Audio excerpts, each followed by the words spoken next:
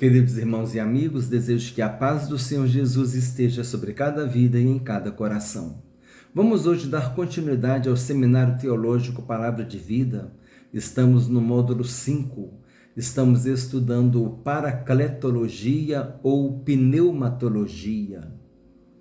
Paracletologia ou pneumatologia é a parte da teologia sistemática que estuda a doutrina do Espírito Santo.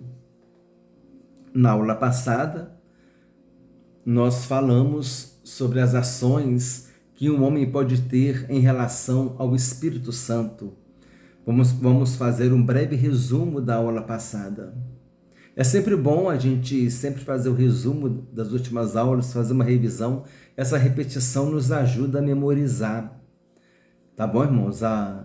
Eu gosto muito de repetir, porque a repetição ela ajuda a gente a memorizar, a assimilar o conteúdo. A matéria está na descrição do vídeo. Resumo da videoaula 8. Algumas ações que um homem pode ter em relação ao Espírito Santo. Resistir ao Espírito Santo. Apagar a ação do Espírito Santo na sua vida e na vida das pessoas.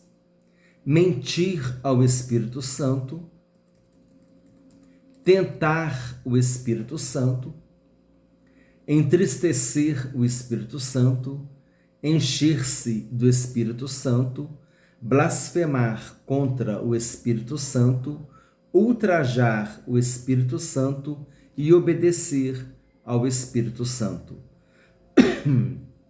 Então aqui nós vimos algumas ações que a gente vê dentro da Bíblia, que a gente pode ter em relação ao Espírito Santo. É bom que tenhamos as ações positivas, não é?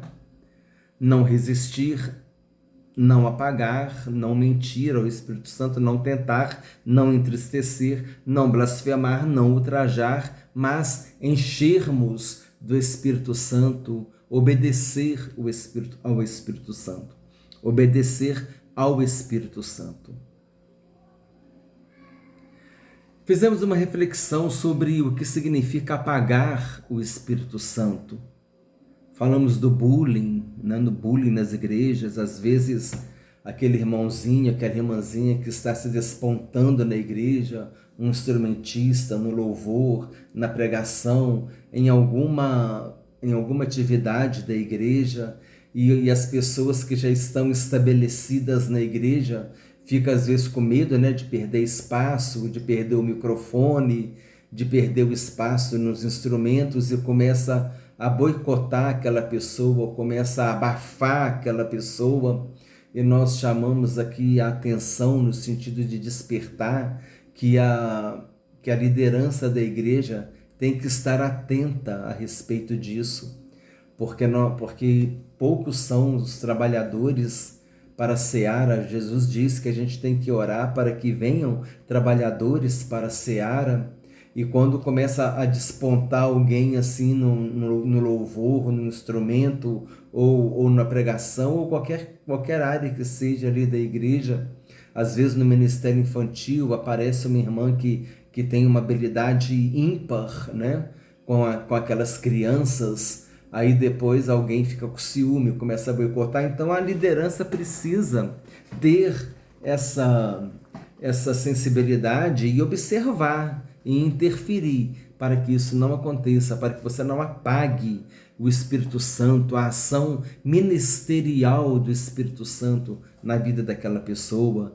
E muitas vezes pode ser um jovem, uma jovem, muitas vezes pode ser um novo convertido, muitas vezes pode ser uma pessoa nova na igreja, e essa pessoa pode sair dali magoada, pode sair dali escandalizada, pode sair dali levando um informe negativo da igreja. Então é importante a gente ficar atento a respeito disso. Tá surgindo talentos na igreja, vamos aproveitar esses talentos, vamos potencializar esses talentos, porque amanhã ou depois você vai abrir uma congregação, você tem instrumentista, você tem quem prega, você tem quem dirige, porque essas pessoas já foram preparadas na igreja. Amém?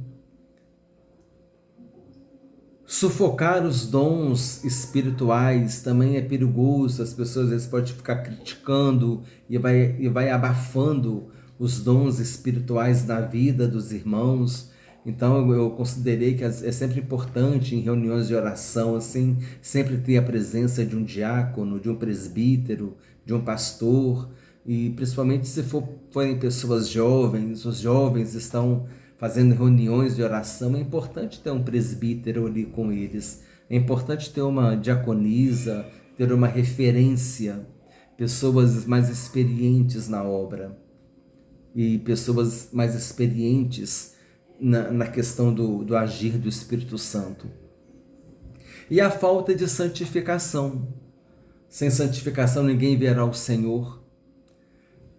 A gente pode boicotar o Espírito Santo, a gente pode ir apagando, sufocando o Espírito Santo em nossas vidas, se a gente não viver uma vida consagrada, procurando viver uma vida que agrade a Deus, visando a santificação. Então, são essas três questões que eu trouxe a respeito do apagar o Espírito Santo: o bullying, né, dos novos talentos, os dons ministeriais. Tem que cuidar daquelas pessoas que estão manifestando os dons espirituais, né? Os dons ministeriais em relação ao bullying, né? Em relação à pessoa que tem um chamado para ministério, ou está pregando, mas aí tem o pregador ali oficial, né? Não quer soltar o microfone, não dá oportunidade para o irmão pregar, e essas coisas acontecem. Então, o bullying, é o sufocar os dons, e a falta de santificação, que já é mais uma parte pessoal. E falamos sobre os dois tipos de arrependimento. Nós falamos também, eu não coloquei aqui no resumo, nós falamos também sobre blasfemar contra o Espírito Santo. Me veio à memória aqui. Blasfemar contra o Espírito Santo, às vezes qualquer coisinha é blasfêmia contra o Espírito Santo, e a igreja fica naquele terrorismo. Aí o irmãozinho às vezes fica assim: ai meu Deus, será que eu blasfemei contra o Espírito Santo? Jesus, tem misericórdia de mim. Jesus, eu vou fazer um jejum porque eu não quero blasfemar contra o Espírito Santo. Se eu blasfemei contra o Espírito Santo, a pessoa fica angustiada. Meu irmão, se você está indo para a presença de Deus, você não blasfemou contra o Espírito Santo. Se você está indo clamando pela misericórdia de Deus, você não blasfemou contra o Espírito Santo. Blasfemar contra o Espírito Santo não é isso. Blasfemar contra o Espírito Santo é quando a pessoa resiste à mensagem da salvação, porque a mensagem da salvação é o instrumento que o Espírito Santo vai usar para poder convencer a pessoa do pecado e ir até Jesus receber o perdão dos pecados. Então, se essa pessoa está rejeitando a mensagem, ela está rejeitando o instrumento que pode levá-la a Jesus pelo agir do Espírito Santo. Então, essa pessoa está resistindo ao Espírito Santo, ela está blasfemando contra o Espírito Santo.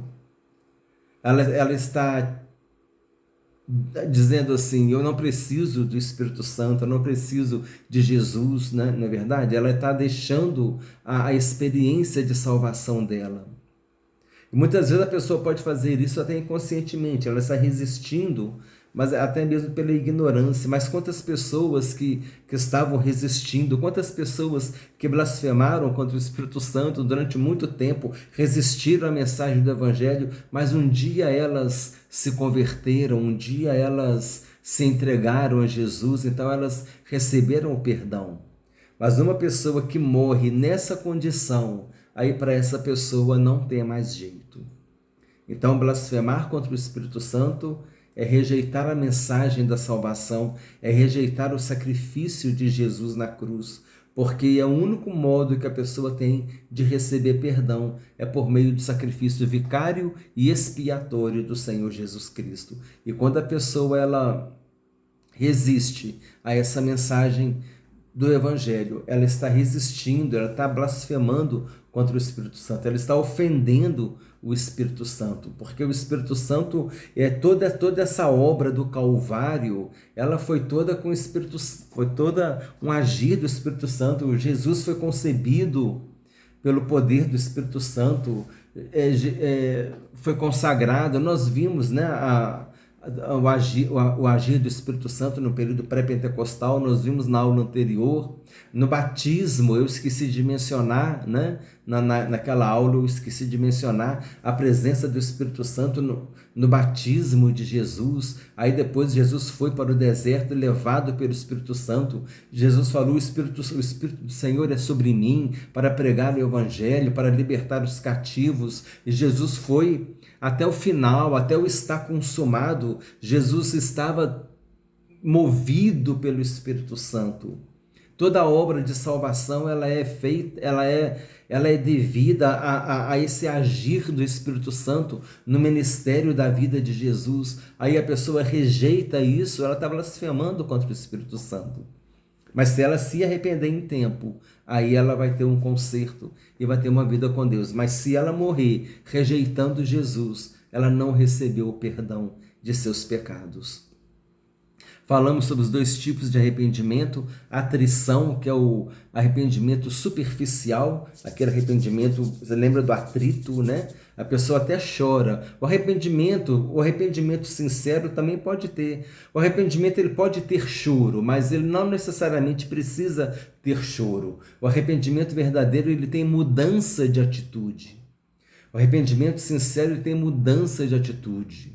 Então, a atrição é o arrependimento superficial. Falamos que Esaú chorou, né, porque perdeu a primogenitura. Falamos que a criança, às vezes, ela chora, mas ela está querendo sair fora da repreensão dos pais, né? E no dia seguinte ela faz a mesma coisa, mas aí na hora que está chorando, acha que ela está arrependida, mas aquilo ali muitas vezes é um arrependimento por atrição, é só naquele momento ali, tá? Ou medo de uma punição, ou então porque perdeu alguma coisa. Agora, a contrição é o verdadeiro arrependimento. Falamos do grão moído, há uma mudança na essência. Aquele grão de café, aquele grão de milho que foi moído, que foi contristado, que foi destruído. Assim a pessoa também arrependida, ela está destruída na presença de Deus, ela está quebrada, ela fala: Senhor, tem misericórdia de mim, e ela quer uma mudança de atitude, uma mudança na essência dela. E essa mudança de atitude caracteriza o arrependimento sincero. Então, os dois tipos de arrependimento. A atrição lembra de atrito, arrependimento superficial, um arrependimento insincero. E a contrição, que é aquele grão moído, aquele grão quebrado, né? Nós falamos, o salmista disse no Salmo 51, versículo 17, se eu não me engano: um coração quebrantado e contrito não desprezará o Senhor. Esse coração contrito é um coração com arrependimento sincero. Amém, irmãos? Então essa foi a revisão da aula. Agora vamos para o conteúdo de hoje: símbolos que representam o Espírito Santo e seus significados. A palavra de Deus nos ensina sobre vários símbolos que representam a presença e a ação do Espírito Santo. Veremos a seguir alguns símbolos que falam profundamente aos nossos corações sobre a presença do Espírito Santo, sobre a pessoa do Espírito Santo. O fogo representa a presença divina. O óleo representa a provisão divina. A água representa a plenitude divina. A chuva representa a ação divina. O selo representa a propriedade divina. E o vento também representa a ação divina, a ação de Deus. Letra A, o fogo. Atos capítulo 2, versículos 3 e 4. E apareceram distribuídas entre eles línguas como que de fogo, e pousou sobre cada um deles, e todos ficaram cheios do Espírito Santo. Nessa passagem de Atos, o fogo representa a real presença divina no meio de um povo que estava perseverando unânime em oração. O símbolo do fogo está intimamente relacionado com o ministério do Espírito Santo nesta passagem. Pois naquele dia Deus inaugurou uma nova instituição, a igreja, e encheu os seus primeiros membros com zelo e poder para alcançar a sua geração para Cristo. Então aqui nós vemos o fogo como símbolo. É interessante, irmãos, olha só o que diz: e apareceram distribuídas entre eles línguas como de fogo.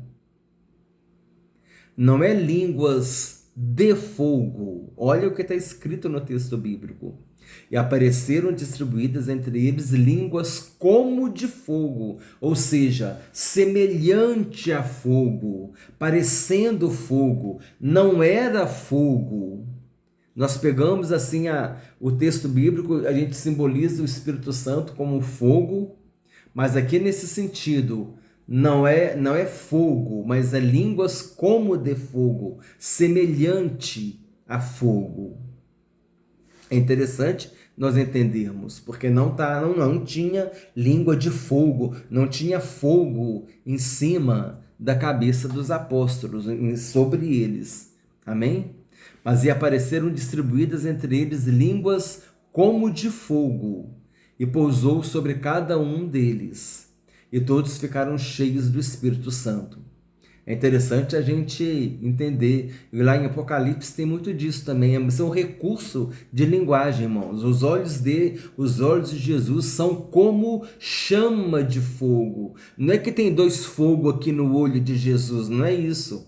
Mas significa o quê? Significa que deve ser um olho penetrante, um olhar penetrante, um olhar assim, que poderoso como fogo, que o fogo consome, é um olhar assim consumidor, penetrante, um olhar assim algo assim que João ele não soube expressar. Ele tentou expressar com a linguagem humana, línguas como que de fogo. O seu rosto brilhava como o sol, era semelhante ao sol.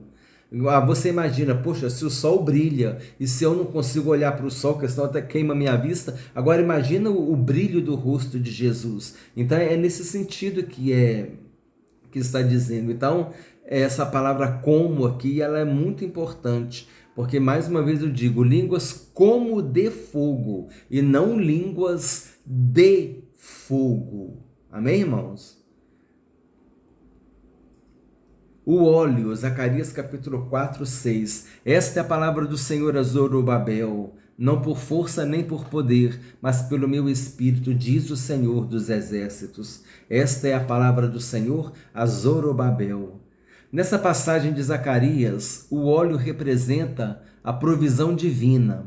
No capítulo 4 de sua profecia, ele descreve que viu um castiçal do qual corria óleo para os pavios que a ele eram ligados, e o constante suprimento desse óleo assegurava uma iluminação ininterrupta. Então, o castiçal era alimentado havia uma iluminação que não se interrompia, porque o óleo estava presente ali, alimentando aquele fogo daquele castiçal. Do mesmo modo é a vida de um servo de Deus. Assim como aqueles pavios eram supridos com óleo e produziam luz, assim também o Espírito Santo supre os seus servos com poder para servi-lo. Somente um constante enchimento do Espírito Santo poderá nos dar uma vida espiritual sadia e vitoriosa. Devemos seguir o que nos ensina o apóstolo Paulo em Efésios capítulo 5, versículo 18. Mas enchei-vos do Espírito. A água, João capítulo 4, versículo 14, João 7, 37 e 38. Aquele, porém, que beber da água que eu lhe der, nunca mais terá sede para sempre. Pelo contrário, a água que eu lhe der será nele uma fonte a jorrar para a vida eterna. No último dia, o grande dia da festa, levantou-se Jesus e exclamou: se alguém tem sede, venha a mim e beba. Quem crer em mim, como diz a Escritura, do seu interior fluirão rios de água viva. Nas duas passagens bíblicas citadas, a água representa a plenitude divina. Jesus Cristo assemelhou a água ao ministério do Espírito Santo na vida de um servo de Deus. Onde existe água, existe vida. Num deserto sem água, existe apenas sequidão. Assim também é a vida de um homem sem Deus. É seca e sem frutos. Mas quando esse homem se enche do Espírito Santo, então acontece o que disse Jesus: ele será uma fonte a jorrar para a vida eterna. Ele terá vida em abundância e produzirá frutos que permanecem para a vida eterna, que possamos seguir o conselho do apóstolo Paulo e estarmos sempre cheios do Espírito Santo, pois somente assim seremos fiéis testemunhas de Jesus. Lembrei-me aqui de Gálatas, capítulo 5, que fala a respeito do fruto do Espírito Santo, que inclusive vai ser tema da próxima aula, permitindo Deus. Vamos falar sobre os dons do Espírito Santo e o fruto do Espírito Santo. É um conteúdo que a gente não pode deixar de aprofundar, né? Num estudo sobre a doutrina do Espírito Santo. Não podemos deixar de aprofundar no fruto do Espírito Santo e nos dons do Espírito Santo. Letra D, chuva. Ele será como a chuva sobre a erva ceifada, como os aguaceiros que umedecem a terra. Salmo 72, versículo 6. Conheçamos e prossigamos em conhecer ao Senhor, como a alva será a sua saída. Ele a nós virá como chuva serôndia que rega a terra. Oséias capítulo 6, versículo 3. Eu gosto muito de falar, né, essa questão, conheçamos e prossigamos em conhecer ao Senhor. Nós conhecermos a Deus é termos uma experiência com Ele, temos a experiência de salvação com o Senhor Jesus Cristo, mas depois devemos prosseguir nessa caminhada. E não é somente crer, é estar sempre crendo. Isso foi isso que Jesus disse: aquele que crê no Filho do Homem, no Filho de Deus, terá a vida eterna.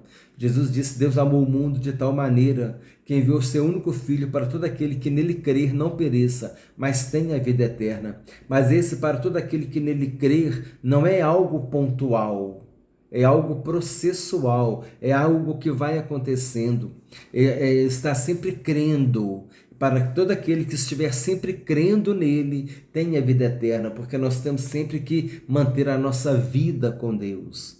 Não é algo pontual. Eu acreditei em Jesus, aceitei Jesus, pronto, acabou, some do mapa. Não. E agora que eu aceitei Jesus, eu tenho que conheçamos e prossigamos em conhecer o Senhor. É ter uma vida com Deus, é estar sempre crendo em Deus, e assim seremos salvos, amém? Estar sempre crendo no Senhor, numa caminhada constante, na carreira cristã que o Senhor nos confiou, até nós chegarmos ao nosso alvo, que é Jesus Cristo.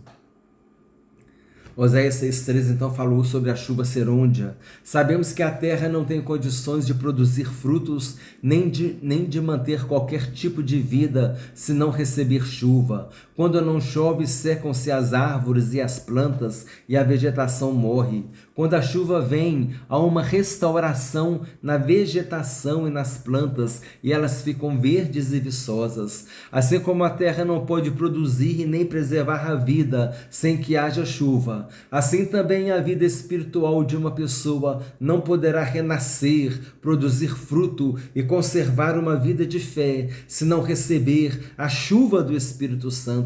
Se pedirmos a Deus, certamente Ele nos concederá abundantemente a doce presença do seu Espírito em nossas vidas. Deus não dá o seu Espírito por medida, Ele nos dá o Espírito em abundância. Paulo disse que Deus nos deu de beber do Espírito Santo. Devemos beber do Espírito Santo. Lembro-me aqui de Eliseu, né, que pediu a porção dobrada do Espírito.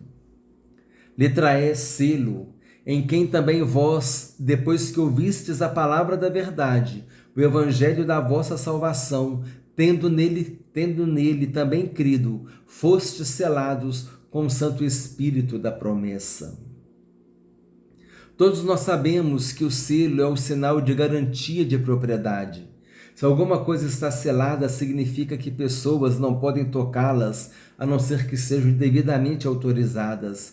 Quem quiser retirar o selo e se apossar de algo que ali está, viola os direitos do proprietário e poderá sofrer terríveis consequências. Do mesmo modo, Deus prova que o seu povo é propriedade exclusiva sua, seu particular tesouro, selando-o com o Espírito Santo. Assim, qualquer pessoa que quiser perseguir, tocar ou injuriar um ungido de Deus, um escolhido de Deus, estará violando o direito de propriedade de Deus e fará com que a ira do Senhor recaia sobre ele.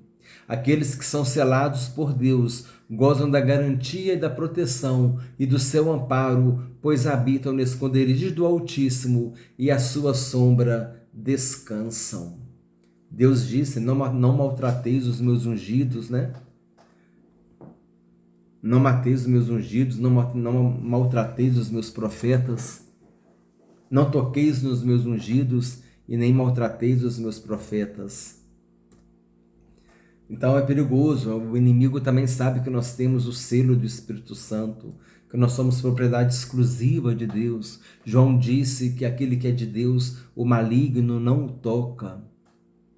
Precisamos estar sempre buscando esse selo do Espírito Santo, estar sempre renovando a nossa vida. Selados nós já somos, mas estar sempre renovando no lavar renovador e regenerador do Espírito Santo as nossas vidas, amém? Esse selo aqui me faz lembrar muito daqueles animais, né? Eu não sei se hoje ainda tem muito isso. Se tem, você pode deixar aí no comentário, se você tiver conhecimento, sobre os animais receberem a marca ali do selo, ali, o símbolo da fazenda. Então, às vezes o gado pode misturar, mas a pessoa sabe, não, essa vaca aqui, esse boi aqui pertence ao fulano de tal, olha o selo dele aqui, olha a marca dele aqui. Então, aquele selo, você sabe quem que é o dono. Por quê? Por causa do selo que está naquele animal. Vento, Atos capítulo 2, versículo 2.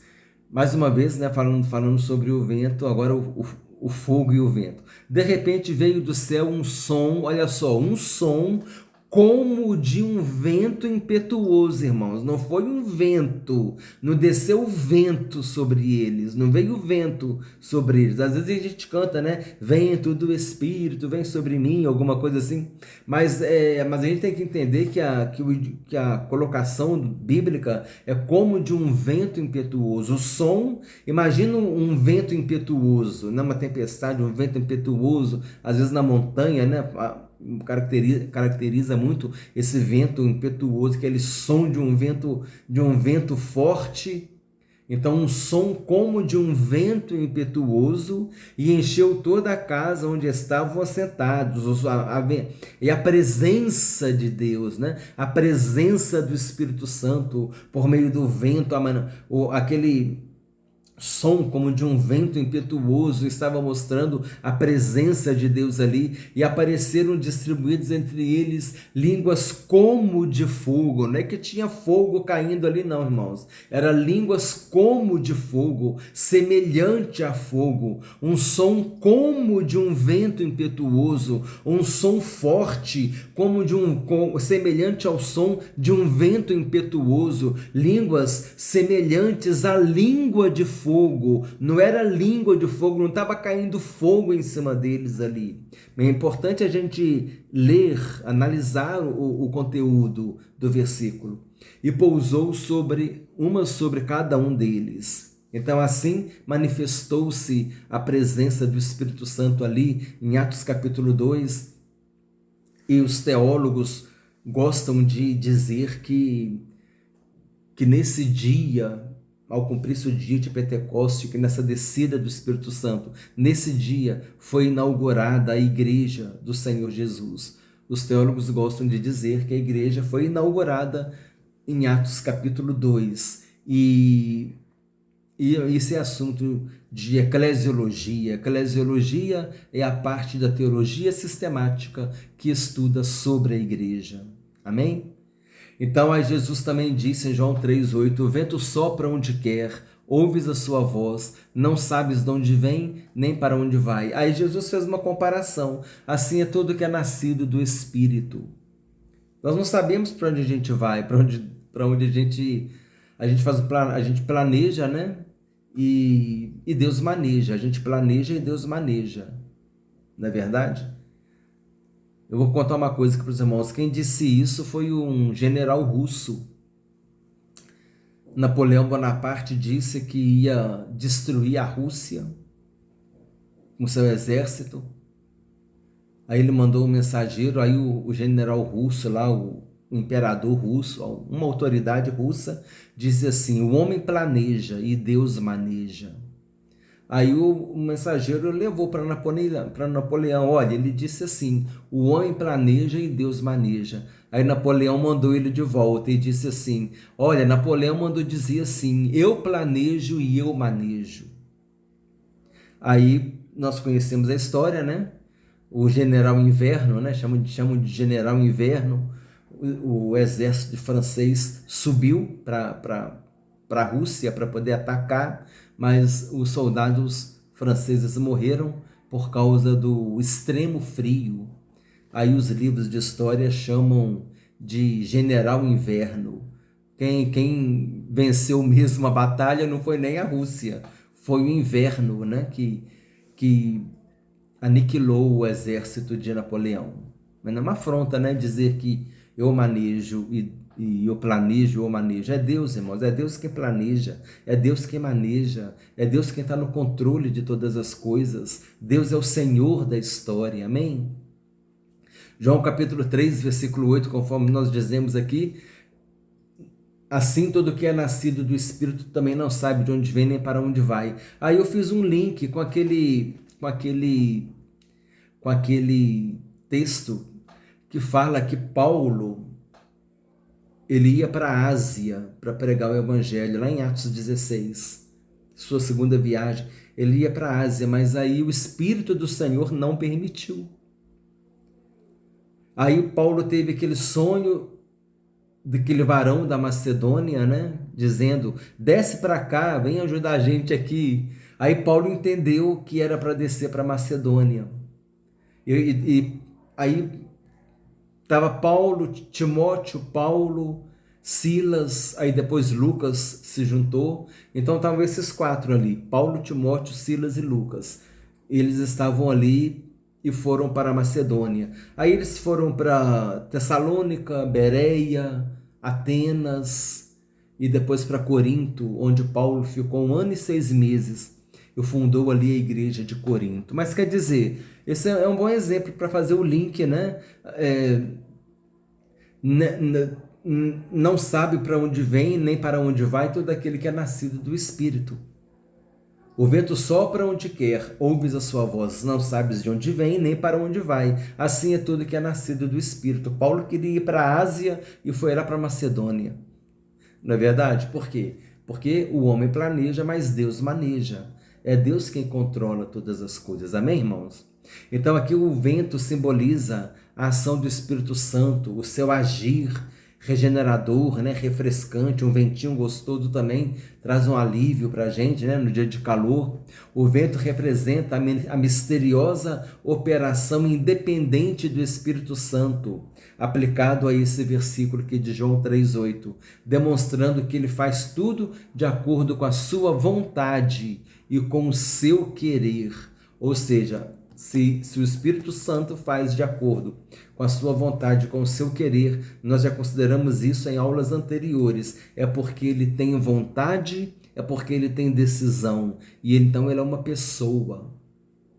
Porque uma força de Deus agindo, força não tem vontade, força não tem decisão, mas o Espírito Santo tem decisão, o Espírito Santo tem escolha.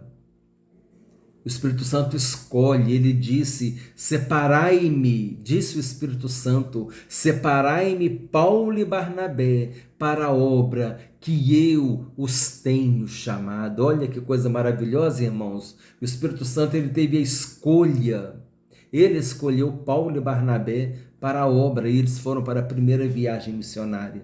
O Espírito Santo é o poder de Deus em ação. O Espírito Santo é o dínamo de Deus em ação. O Espírito Santo é uma pessoa, amém? É a terceira pessoa da Trindade. Resumo da aula 9.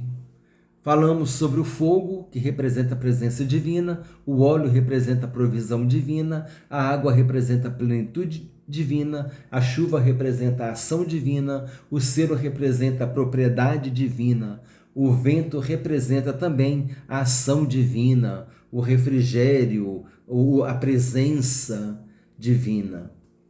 Então, irmãos, assim nós concluímos a aula de hoje. Compartilha com irmãos e amigos. Amém? Desejo que Deus te abençoe ricamente em nome do Senhor Jesus Cristo.